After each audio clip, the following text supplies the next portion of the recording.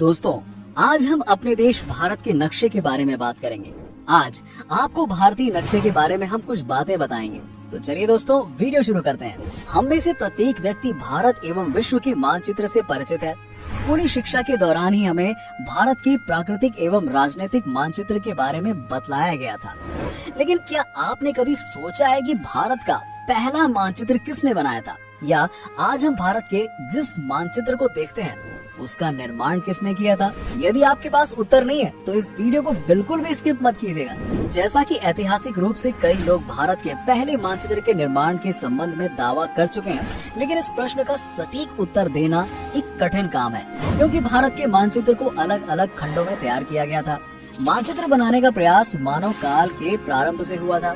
इस मानचित्र को जमीन और घरों की दीवारों पर बनाया जाता था, परंतु भारत का मानचित्र किसने बनाया, इसका सही उत्तर नहीं दिया जा सकता। भारत के मानचित्र को बनाने में कुछ लोगों का नाम आता है, जिन्होंने भिन्न भिन्न काल खंडों में इसका निर्माण किया था। बेबीलोनियन इमामू मुंडी द्वारा बनाया गया मानचित्र लगभग 600 ईसा पूर्व का है।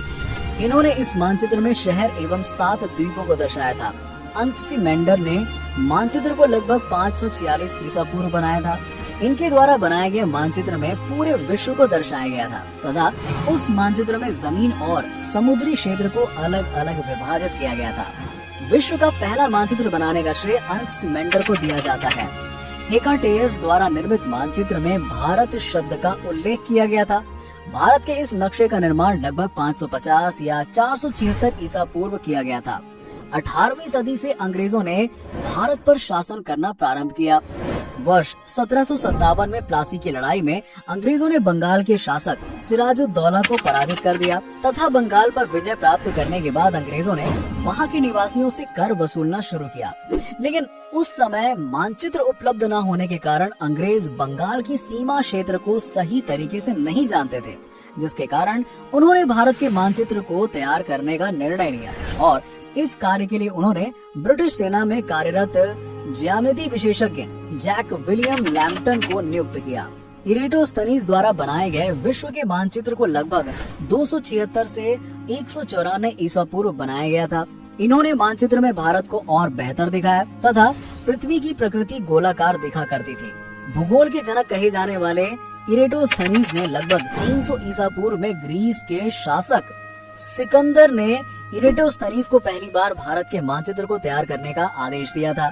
सिकंदर के आदेश के उपरांत इरेटोस्थनीज ने भारत का मानचित्र बनाया था। टॉलमी एक प्रसिद्ध ग्रीक दार्शनिक थे। इन्होंने अपनी भूगोल की पुस्तक में भारत का बेहतर मानचित्र तैयार किया था। भारत के मानचित्र को बनाने का श्रेय विश्व के 5 पुराने कार्टोग्राफिस्ट को जाता है। भारत का नक्शा सबसे पहले किसने बनाया, इसकी कोई आधिकारिक जानकारी नहीं है, पर कुछ अभिलेखों के अनुसार एनविले ने 1752 को भारत का पहला नक्शा बनाया था। सन 1757 में ब्रिटिश सरकार ने जेम्स रेनेल को मानचित्र बनाने का निर्देश दिया। भारत का पहला सटीक मानचित्र विलियम लैम्पटन और जॉर्ज एवरेस्ट ने ब्रिटिश काल में बनाया था, जिसे 1 मई 1870 को प्रकाशित किया गया था। माउंट एवरेस्ट का नाम जॉर्ज एवरेस्ट के नाम पर पड़ा। विलियम लैम्पटन ने भारत के मानचित्र के निर्माण में सबसे पहले दक्षिणी क्षेत्र मद्रास से मानचित्र बनाने का कार्य आरंभ किया।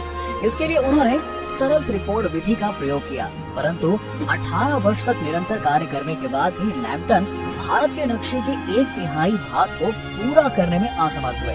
इसके बाद उन्होंने सेवानिवृत्ति ले ली और उनके स्थान पर जॉर्ज एवरेस्ट को नियुक्त किया गया। जॉर्ज एवरेस्ट ने भारत का मानचित्र बनाकर उत्तर में हिमालय के क्षेत्र में पहुंचे, परंतु हिमालय का विस्तार नेपाल और तिब्बत में होने के कारण नेपाल ने अंग्रेजों को अपने देश में प्रवेश करने की अनुमति नहीं दी, क्योंकि उन्हें आशंका थी कि अंग्रेज भारत की तरह उनके देश पर भी अपना आधिपत्य स्थापित कर देंगे। त्रिकोणमिति से सरल तकनीकों का उपयोग करके जॉर्ज एवरेस्ट ने एवरेस्ट की ऊंचाई मापी। जॉर्ज एवरेस्ट द्वारा नापी गई ऊंचाई लगभग 99.75% सटीक थी। इसके कारण विश्व के सर्वोच्च शिखर का नाम जॉर्ज एवरेस्ट के नाम पर माउंट एवरेस्ट रखा गया। अतः हम कह सकते हैं कि विलियम लैम्पटन और जॉर्ज एवरेस्ट ने भारत का पहला सटीक मानचित्र बनाया था। भारत फिलहाल नेपाल द्वारा बेवक्त उठाए गए सीमा विवाद में उलझा हुआ है। नेपाल ने अपना नया राजनीतिक नक्शा जारी किया, जिसे मानने से भारत ने इनकार कर दिया है। हालांकि भारत और नेपाल का सीमा विवाद लंबे समय से चला आ रहा है। भारत को आजाद हुए 72 साल बीत चुके हैं। इस दौरान देश के राजनीतिक नक्शे में बदलाव होता रहा है, कभी नए राज्यों के निर्माण की वजह से, तो कभी सिक्किम जैसे राज्य के भारत में मिल जाने की वजह से। कुछ महीने पहले जम्मू कश्मीर राज्य को 2 संघ शासित प्रदेशों में बदले जाने के बाद बदलाव आया है। आइए जानते हैं बीते सालों में भारत का नक्शा कैसे इवॉल्व हुआ। 1947 में भी जम्मू कश्मीर के कुछ हिस्सों पर पाकिस्तानी कब्जे यानी कि पीओके के बावजूद भारत आज भी उसे अपना अंग मानता है। भारत अब भी इसे अपने राजनीतिक नक्शे का अभिन्न अंग मानता है। इसके बाद 1963 में चीन के साथ सीमा विवाद, जो कि 1950 के दशक से चला आ रहा था, जिसे हम आज भी अक्साई चीन के नाम से जानते हैं। इसके अलावा गोवा 1961, पौंडीचेरी 1962 और फिर सिक्किम 1975 में भारत की बाहरी सीमा में बदलाव हुआ। इन राज्यों के भारत में मिलने से देश की सीमाओं में विस्तार हुआ। आजादी के बाद भारत की आंतरिक सीमाओं में पहला सबसे बड़ा फेरबदल 1956 में हुआ था। दरअसल 1953 में भाषाई आधार पर मद्रास राज्य की तेलुगु भाषी लोगों के लिए आंध्र प्रदेश राज्य का गठन किया गया था। इसके बाद स्टेट रीऑर्गेनाइजेशन कमीशन बनाया गया, जिससे राज्यों की रीस्ट्रक्चरिंग की जा सके। दक्षिण भारत में भाषाई आधार पर राज्यों की मांग जोर पकड़ चुकी थी। 1956 में देश में 14 राज्य और 6 केंद्र शासित प्रदेशों में विभक्त कर दिया गया।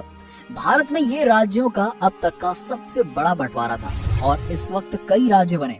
विशेष रूप से मद्रास राज्य से टूटकर तमिलनाडु, केरल, आंध्र और कर्नाटक जैसे राज्य बन गए। लेकिन कमीशन ने बॉम्बे प्रांत और पंजाब के भाषाई आधार पर बंटवारे की पेशकश को गलत बताया था, लेकिन इससे कोई बड़ा फर्क नहीं पड़ा और भाषाई आधार पर संयुक्त महाराष्ट्र आंदोलन और महागुजरात आंदोलन की वजह से देश में 2 नए राज्य बने। बॉम्बे प्रांत टूटकर महाराष्ट्र और गुजरात में विभक्त हो गया। ये सब कुछ 1960 में हुआ। इसके बाद अकाली दल की अगुवाई में चलाए गए पंजाब सूबा आंदोलन की वजह से 1966 में सिख मेजोरिटी वाला पंजाब बना। साथ ही हिंदी मेजोरिटी वाले हरियाणा राज्य का निर्माण हुआ। इससे पहले पंजाब के कुछ पूर्वी पहाड़ी हिस्सों को हिमाचल प्रदेश के साथ मिला दिया गया था। 70 के दशक में भारत में राज्य की सीमाओं में कई परिवर्तन हुए। मणिपुर और त्रिपुरा को राज्य बनाने की संस्तुति कर दी गई। मेघालय और मिजोरम को 1972 में असम से अलग कर दिया गया। 3 साल बाद सिक्किम में जनमत संग्रह हुआ और फिर सिक्किम भारत का हिस्सा बना। 1980 के दशक में मणिपुर और अरुणाचल प्रदेश राज्य बन गए। इसी साल गोवा, दमन और द्वीप में गोवा को राज्य बनाया गया और दमन और द्वीप को केंद्र शासित प्रदेश का दर्जा मिला। इसके बाद अगला बड़ा बदलाव 21वीं शताब्दी के पहले दशक में आया, जब उत्तरांचल, झारखंड और छत्तीसगढ़ बनाने का फैसला किया गया। इन राज्यों को उत्तर प्रदेश, बिहार और मध्य प्रदेश से अलग बनाया गया। इन इलाकों में राज्य की मांग लंबे समय से चली आ रही थी। इन्हें क्षेत्रीय पहचान की वजह से अलग कर दिया गया। फिर साल 2014 में आंध्र प्रदेश को विभक्त करके तेलंगाना राज्य बना।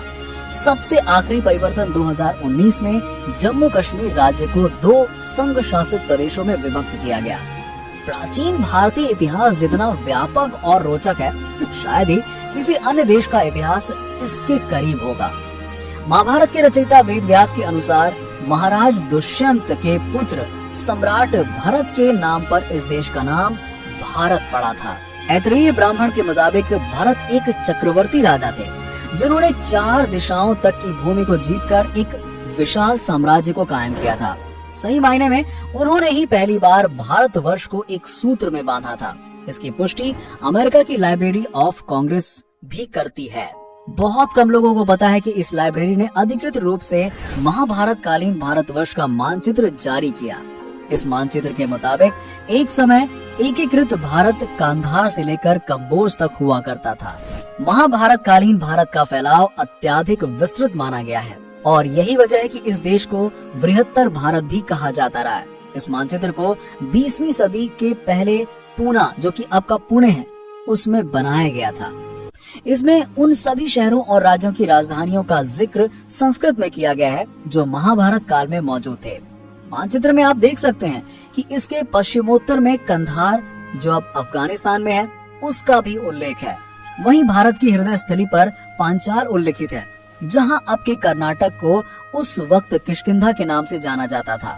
इस मानचित्र को बेहद सही माना जाता है, तभी इसे अमेरिकी इतिहास विभाग ने भी जगह दी है। उम्मीद है कि आपको वीडियो में भारत के नक्शे के बारे में अच्छे से जानकारी मिल गई होगी। दोस्तों, अगर आपको ये वीडियो अच्छी लगी हो तो हमारे वीडियो को लाइक कीजिए, शेयर कीजिए और अगर हमारे चैनल को सब्सक्राइब नहीं किया तो हमारे चैनल को सब्सक्राइब कर लीजिए। मिलते हैं आपसे नेक्स्ट वीडियो में, तब तक के लिए नमस्कार।